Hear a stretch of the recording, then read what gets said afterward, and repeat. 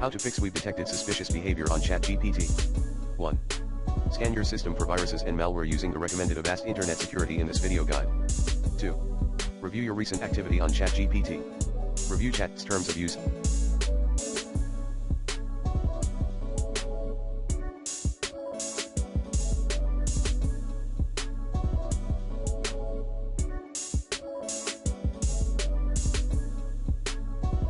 At https://openai.com/api/policy/terms. 3.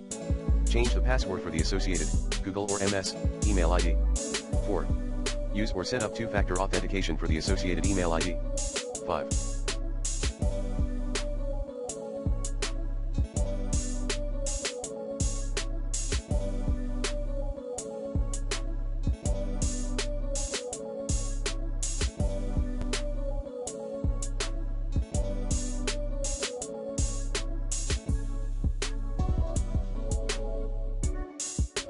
Disable any active VPN.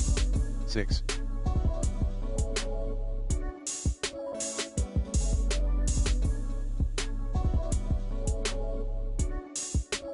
Contact ChatGPT platform support at https://help.openai.com/n/article/6783457-chatgpt-general-faq. 7.